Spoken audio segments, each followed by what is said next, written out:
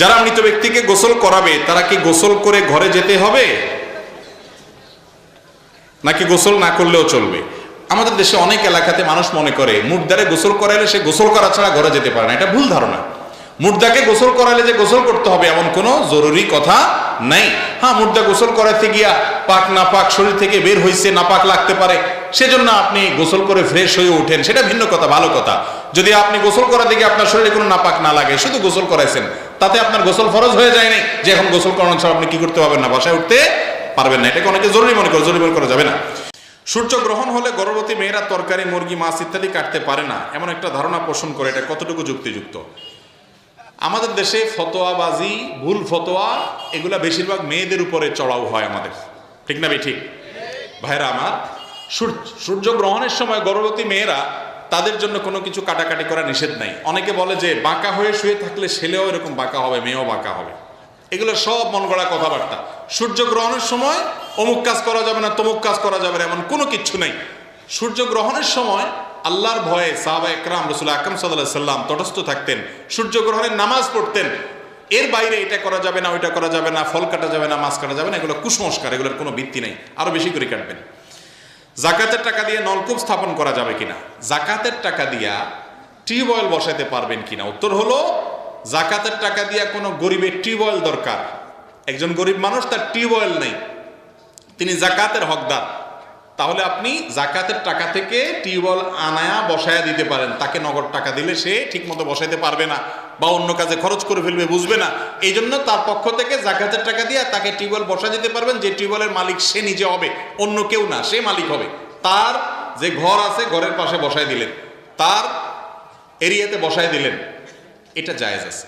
কিন্তু আপনি যদি জাকাতের টাকা দিয়ে মসজিদের পাশে একটা টিউবওয়েল দেন, স্কুলের সামনে একটা টিউবওয়েল দেন, মাদ্রাসায় একটা টিউবওয়েল দেন, বা একটা টিউবওয়েল দিচ্ছেন যে সবাই পানি খাবে, এটা জায়েজ নেই। কেন জায়েজ নেই? কারণ জাকাতের টাকা গরিবের হক। মসজিদে, মাদ্রাসা, রাস্তায় বা সবাইকে যখন খাইতে দিবেন, তখন এটা এককভাবে কারো মালিক হবে না, ধনী গরিব সবাই খাইতে পারবে, ঠিক না ঠিক? ওইটার জন্য আলাদা দিবেন, সেটা হলো সদকায়ে জারিয়া, ওইটাও সওয়াবের কাজ, সবাই খাক, ধনী গরিব সবাই খাক, সেটাও সওয়াবের কাজ, কিন্তু সেটা হলো সদকায়ে জারিয়া। জাকাতেরটা শুধু গরিবকে দিতে হবে, গরিবকে মালিক বানায় দিবেন, তারটা সে অন্যকে দিবে তার ব্যাপার। কথা কি বুঝাতে পারছি? অতএব কোনো ব্যক্তিকে, ব্যক্তিগতভাবে কোনো অভাবী মানুষকে যদি আপনি টিউবওয়েল বসায় দেন, তার দরকার আছে জাকাতের টাকা দিয়ে, এটা জায়েজ আছে। কিন্তু আপনি টিউবওয়েল বসায় দিলেন, অনেক এলাকাতে দেখা যায় 5-7 ঘরের মানুষ সবাই মিলে টিউবওয়েলে পানি খাবে, কমন ভাবে না, এরকম জায়গায় জাকাতের টাকা দিয়ে বসানো জায়েজ নাই। এমনি সাধারণ টাকা দিয়ে বসাতে পারেন, সদকা জারিয়া সওয়াব হবে। মসজিদের ক্যাশিয়ারের কাছে মসজিদের 1 লক্ষ টাকা আছে, কমিটিকে না জানিয়ে ক্যাশিয়ার এই টাকা দিয়ে ব্যবসা করলে কতটুকু হালাল হবে? মসজিদের ক্যাশিয়ারের কাছে যেই টাকা থাকবে, সেই টাকাটা তার কাছে আমানত। এই টাকা কমিটিকে না জানানো, যদি কমিটিকে জানানো হয় আর কমিটি বলে ঠিক আছে আপনি ব্যবহার করেন, তারপরও তার জন্য ব্যবহার করা জায়েজ। কারণ এই টাকা কমিটির কারণ নিজের টাকা না, এই টাকার মালিক কে? আল্লাহ। সবাই আল্লাহর ঘরে দিয়ে দিয়েছে আল্লাহকে, আল্লাহর তরফ থেকে আল্লাহর ঘরের খেদমতে ব্যয় করবে কমিটির লোকজন, তারা সেবক মাত্র। এমনকি তারা নিজের পকেটের টাকাও যদি দান করে, দান করার পরে ওটার ওনার না, ওটার মালিক কে? এখন আল্লাহ তাআলা। এই আল্লাহর টাকাটা তিনি কাউকে দেওয়ার এখতিয়ার তার। অনেক ক্যাশিয়াররা আছেন, অনেক কমিটির লোকেরা আছেন, তারা মনে করেন টাকাটা তো পড়েই আছে, আমি একটু ব্যবহার করি। না ভাই, এটা আগুন। ইন্নাল্লাহা ইয়া'মুরুকুম আন তুআদ্দুল আমানাতি ইলা আহলিহা, আল্লাহ নির্দেশ করেছেন আমানত যেন রক্ষা করে।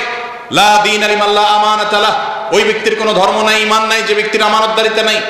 আপনার কাছে এটা আমানতের টাকা, এটা আপনি খরচ করতে পারবেন না। এটা যেভাবে আছে সেভাবে রাখবেন, প্রয়োজনে শুধুমাত্র ওই মসজিদের কাজে আপনি, কমিটি যখন সিদ্ধান্ত নেবে সেই অনুযায়ী খরচ করবেন ভালো কাজে এবং মসজিদের কল্যাণে। আপনি নিজের কাজে সেটা খরচ, কমিটির লোকজন যদি বলে যে আমরা হাওলাত দিয়ে দিলাম মসজিদের টাকা কাউকে, এই এখতিয়ার কমিটির নাই।